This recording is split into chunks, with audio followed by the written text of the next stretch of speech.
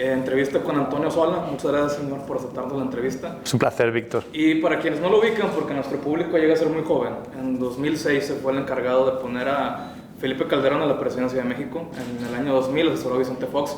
Y en este pasado 2018 también tuvo algo que ver con López Obrador, si no me equivoco. Sí, estuvimos en la mesa de la izquierda de la coalición de Andrés Manuel López Obrador, que estuvo conformado por 3 partidos, que es el PT, Morena y PES. Y nosotros, a través del Partido del Trabajo, con el que estuvimos desarrollando una campaña para ellos específicamente, al Congreso y al Senado, construimos evidentemente una serie de estrategias y de ideas que pudieran ayudar no solo al PT, sino también a la mesa de la coalición, que era la que llevaba a Andrés Manuel López Obrador como candidato a la presidencia de la República. Mañana es la conferencia aquí en Monterrey, donde va a hablar de la democracia y el liderazgo.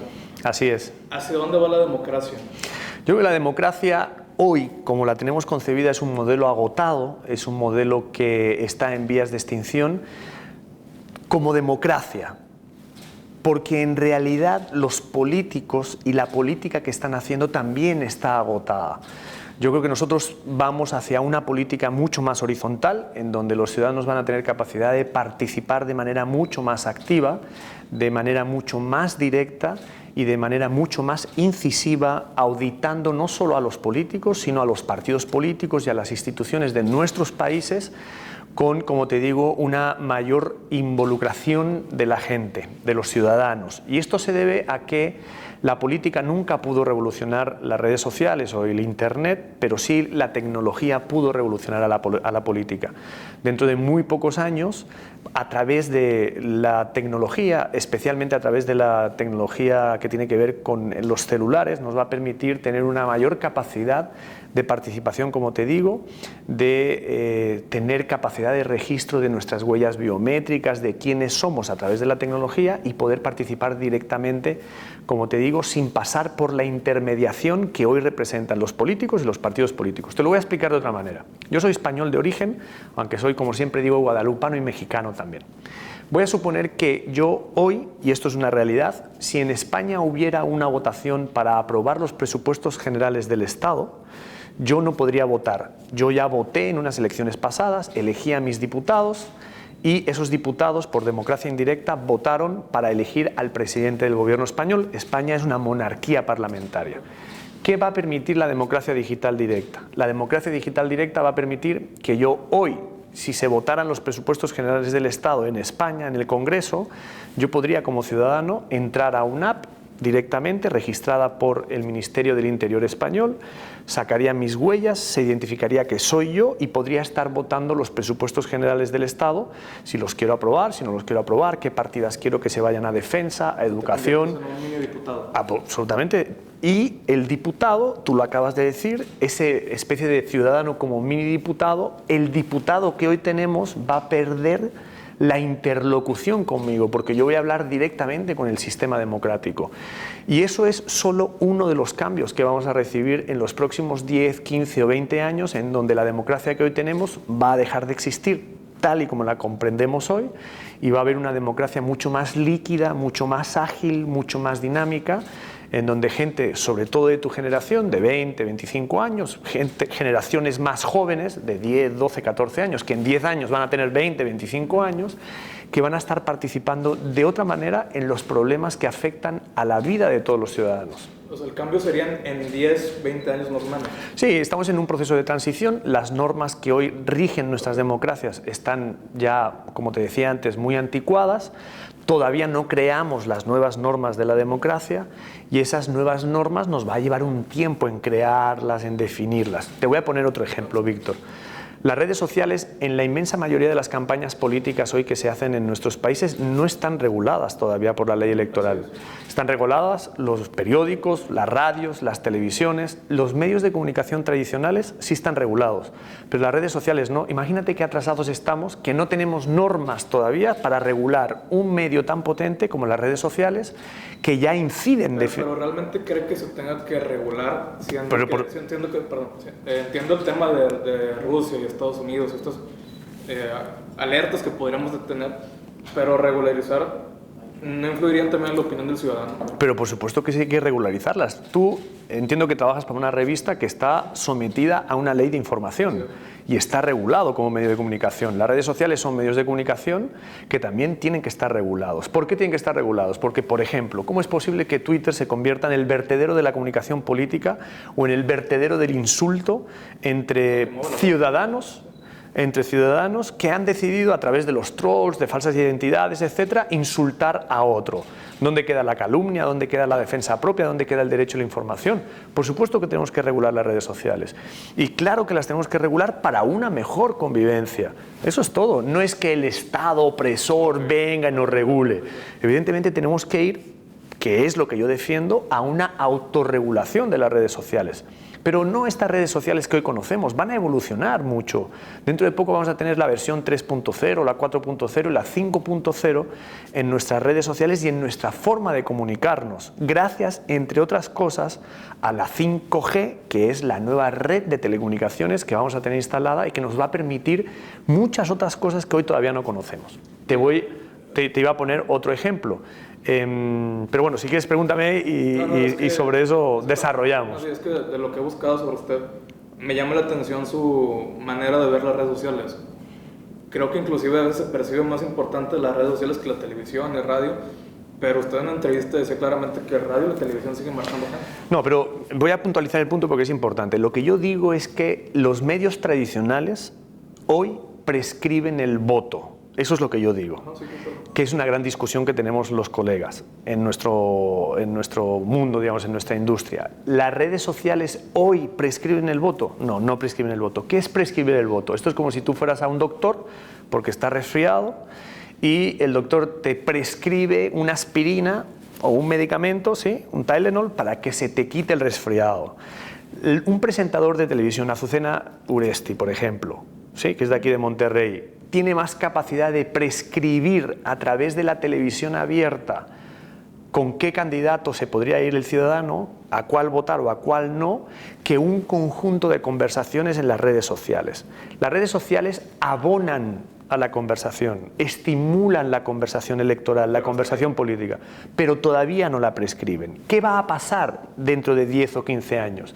Que las redes sociales, las nuevas que se van a crear, van a venir a sustituir o a integrar a los medios tradicionales, la radio, la televisión y la prensa escrita. De hecho, el 80% de la conversación que hay en Nuevo León está estimulada por los medios de comunicación tradicionales que trasladan su conversación al mundo de las redes sociales. Y eso está siendo hoy.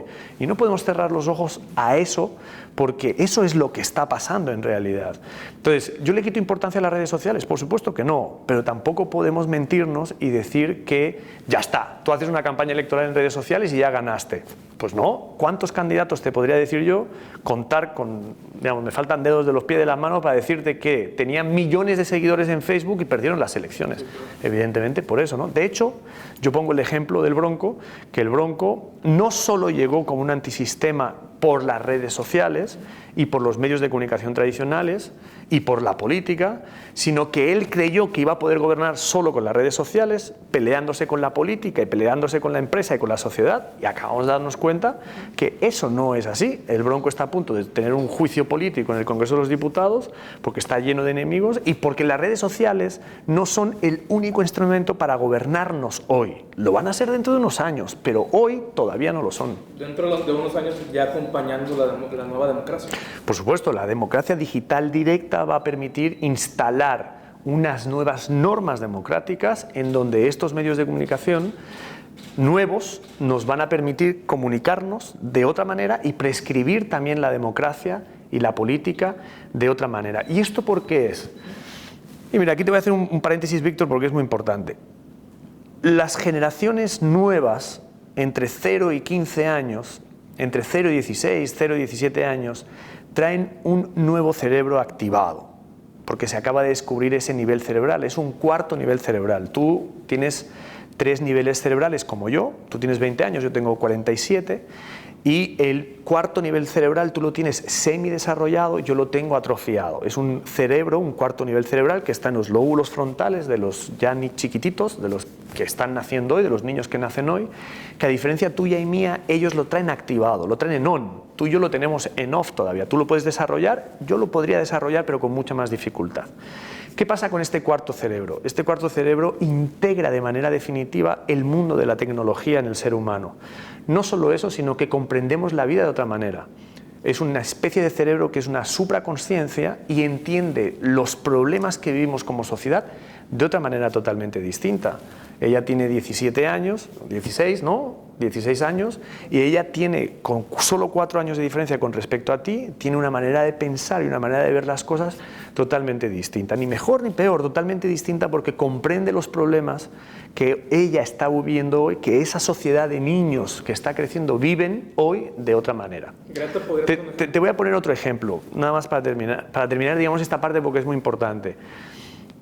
Este lenguaje que tú y yo estamos utilizando hoy para comunicarnos ya es un lenguaje obsoleto, totalmente obsoleto. Dentro de unos años vamos a tener capacidad de comunicarnos de manera telepática. Tú no me crees todavía, pero se acaba de presentar en California, en Palo Alto, un software que, poniéndoselo en el cerebro a los seres humanos, entre 2 seres humanos ya tienen capacidad a través de ese software de comunicarse de manera telepática.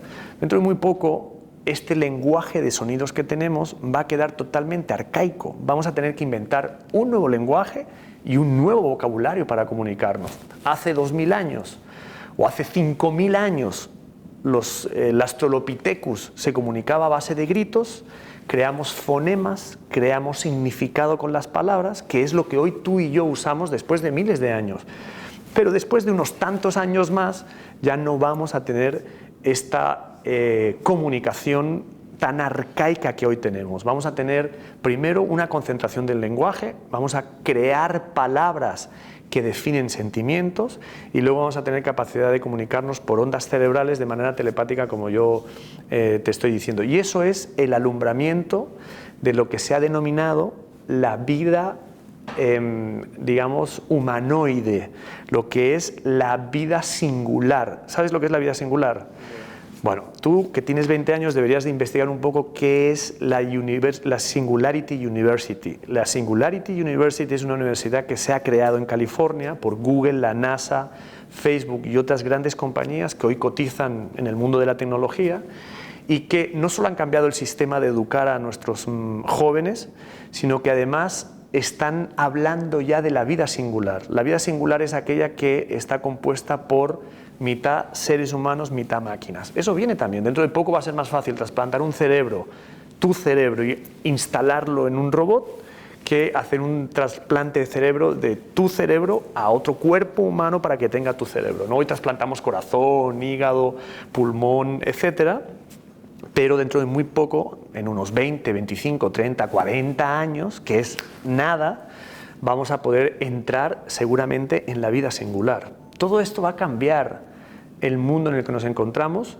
va a cambiar la democracia como sistema universal de entendimiento político en nuestras sociedades y además va a cambiar el tipo de líderes que necesitamos para enfrentar los nuevos retos, que es todo esto que te acabo de contar, es de lo que en parte yo voy a hablar mañana, porque creo que hay que ir viendo el futuro que se nos avecina. Bueno, y antes de pasar al liderazgo, y esta pregunta va relacionada también, ¿cómo tendría que adaptarse un político a esta nueva generación que menciona?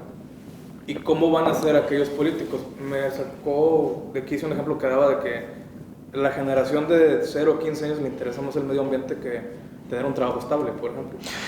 Forma parte de su construcción cerebral. Este cuarto cerebro en los niños de 0 a 15, 16 años, como es el caso de Greta o como es el caso de este chavo que acaba de descubrir el método para sacar el plástico que tenemos en nuestros océanos y que tiene, me parece que son 15 o 16 años, tienen no solo más habilidades, sino otra forma de entender, como te decía antes, la realidad que vivimos. Yo creo, con respecto a los políticos, que es la pregunta que me haces, lo siguiente. Los políticos tradicionales van a desaparecer.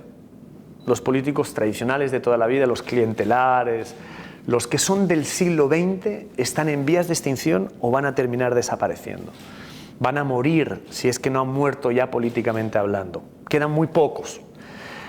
Tenemos hoy presidentes o políticos que yo he definido anfibios, como anfibios, que son esos políticos que forman parte del pasado del siglo XX, pero que están entendiendo que hay una nueva realidad que viene y se están tratando de adaptar. Son estos políticos que están tratando de utilizar Instagram, Facebook, las redes sociales, y que creen que solo por una foto en Instagram ya están en una nueva forma de comunicar.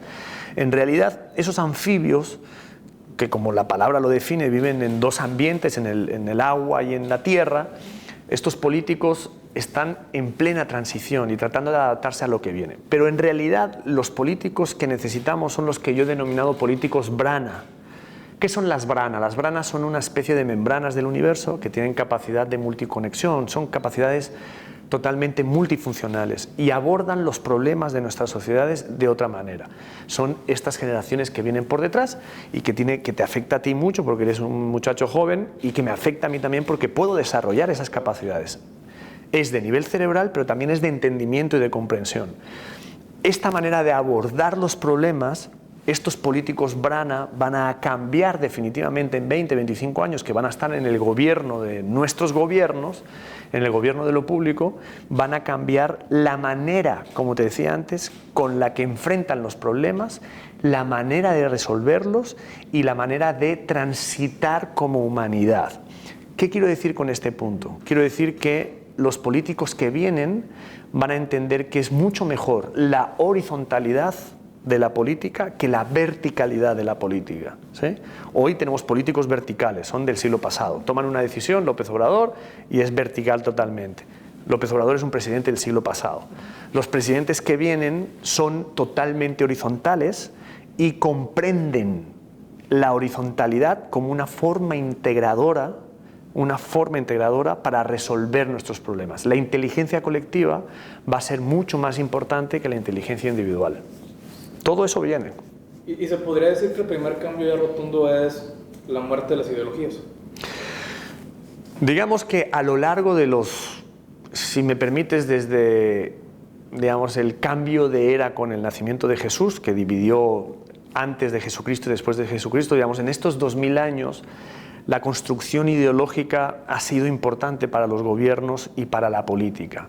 Yo sostengo que en este periodo que estamos viviendo ahora, la muerte de las ideologías es un síntoma más de la muerte de un sistema en su totalidad. Las ideologías son el pan para hoy y el hambre para mañana. Las ideologías no son más importantes que las ideas, y las ideologías se han utilizado para mancillar a nuestros pueblos, para violarlos, para, digamos, de manera sistemática tenerlos empobrecidos. Las ideologías no te dan de comer. Las ideas son constructivas, son diferentes. Las ideas tienen la misma raíz que las ideologías. De hecho, ideología viene de ideas, pero las ideas son las que en realidad construyen ciudadanía y construyen mundo. Entonces, yo estoy hablando de 4 elementos fundamentales que tienen que ver con el liderazgo y que, de alguna manera, sostienen el argumento de la muerte de las ideologías. Las ideas, la determinación, la energía y los valores son 4 elementos fundamentales que el liderazgo del siglo XXI va a tener que desarrollar. Te pongo un ejemplo más.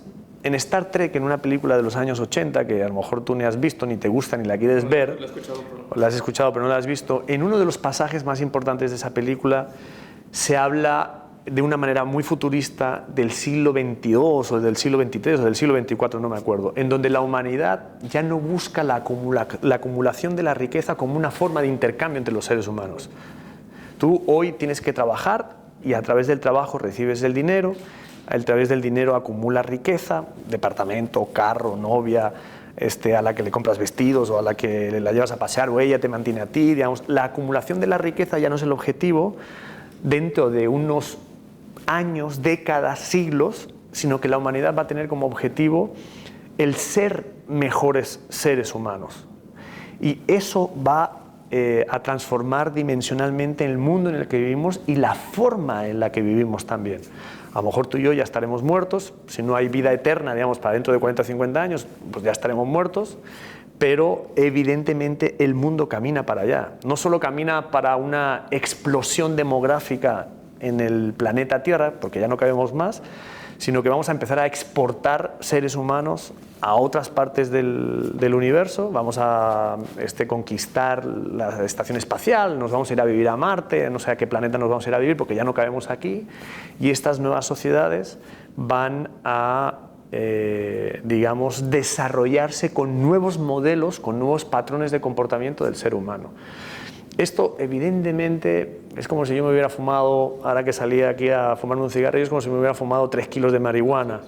Pero así es. Pero la realidad es que no. Y es que lo que viene en los próximos 40 o 50 años es un cambio tan profundo que supera a cualquier otra revolución que hayamos vivido en los últimos 2000 años. Es que sí suena muy increíble, demasiado inalcanzable por esto sucediendo.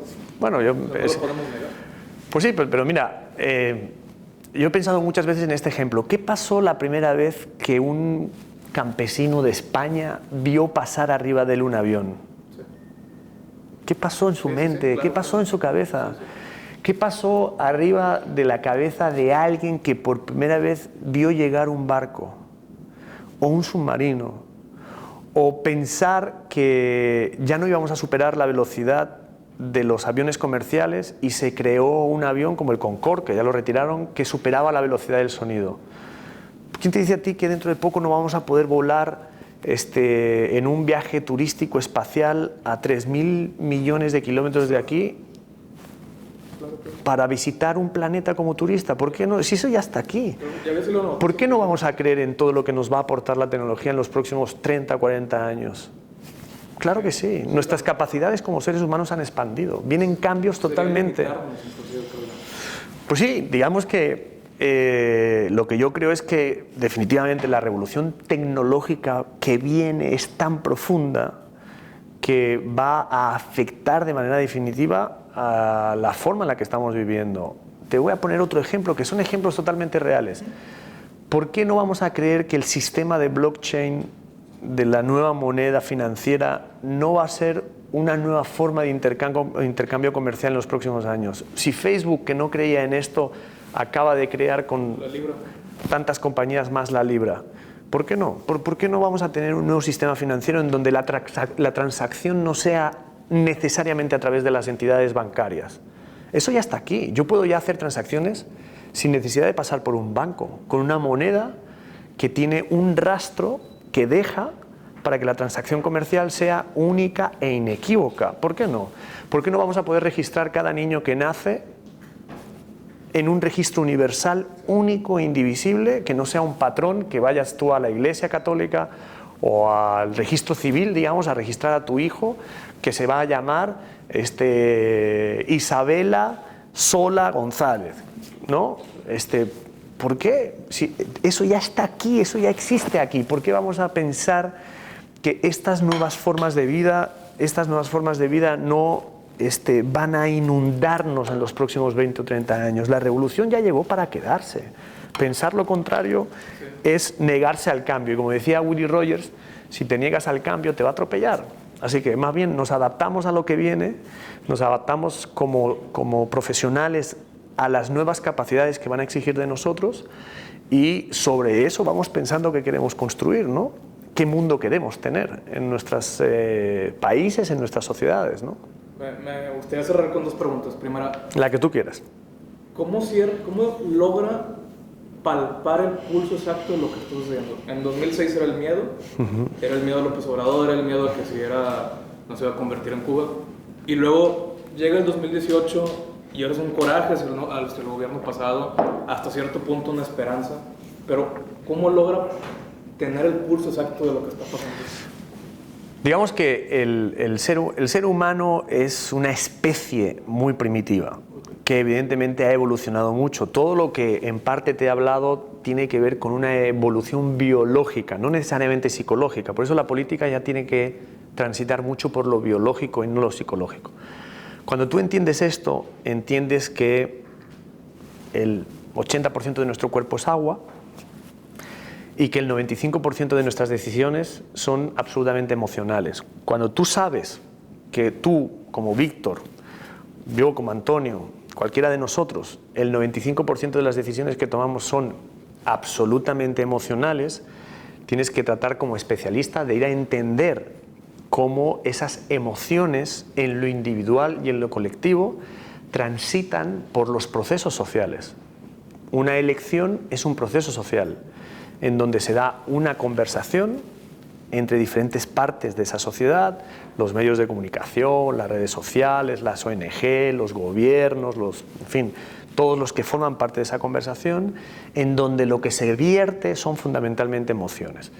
Los seres humanos tenemos 7, 8, 9 emociones primarias: la ira, la esperanza, la ira y el coraje, desde luego, el miedo, el amor. Son emociones primarias que luego, como en una paleta de colores, se subdividen en otra serie de emociones. A tu pregunta de cómo, digamos, descubrimos cuáles van a ser las emociones en una elección, lo que hacemos es utilizar métodos cuantitativos y cualitativos que existen en el mercado, algunos que son del siglo pasado, como el test de Nolan o de Alport, u otros mucho más modernos que tienen que ver con la semiótica profunda aplicada a la sociología y a las sociedades, que lo que tratan es de descubrir cuáles son las emociones de una sociedad en un momento determinado con las que va a enfrentar un proceso electoral.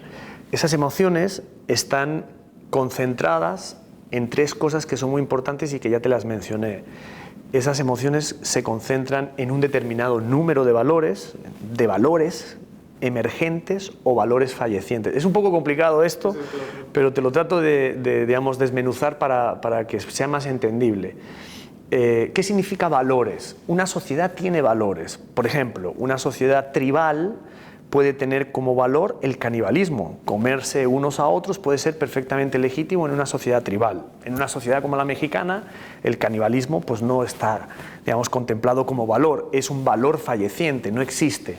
Pero existe un valor emergente que pudiera ser: saquemos a todos los que forman parte de un sistema político, como el que representaba Peña Nieto, ¿no? Y lo vamos a sacar con ira, porque los valores que hoy nos sostienen la sociedad mexicana tienen que ver con la transparencia y la limpieza política, y no con la corrupción y con el narcotráfico, por ponerte un ejemplo.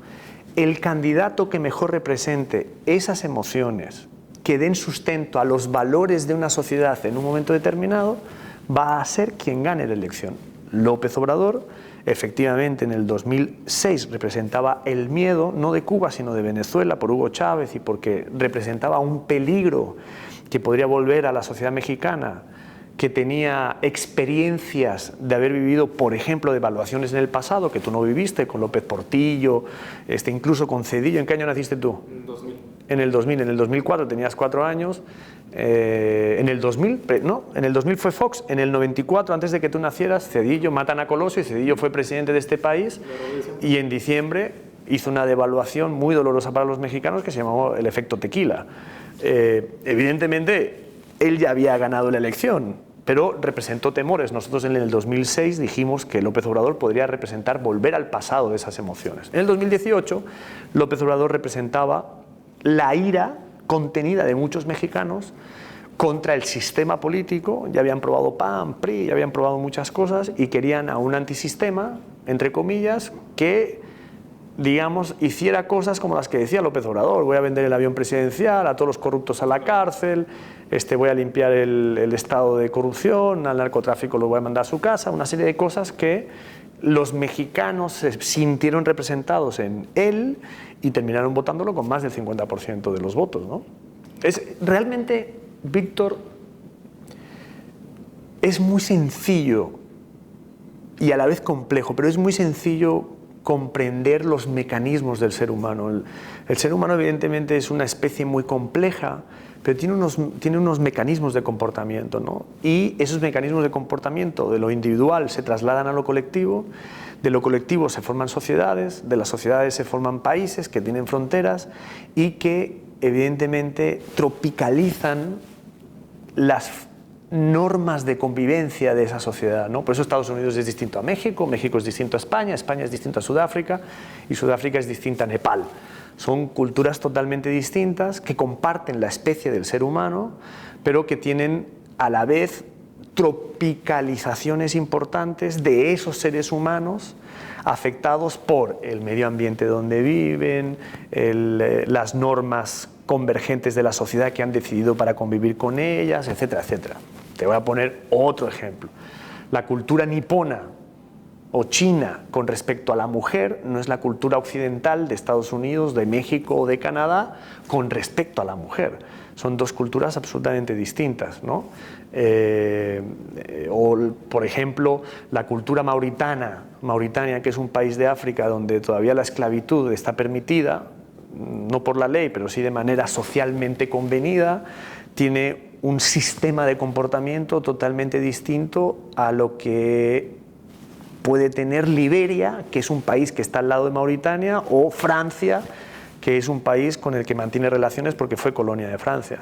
Entonces, digamos que la historia, la sociología, la antropología, la humanítica, la economía, digamos, todo lo que tiene que ver con las ciencias del estudio del comportamiento humano transitan por una campaña electoral. Te doy una respuesta muy larga, pero es que todo eso lo ponemos en la mesa para, como médicos, digamos, tratar de entender al final.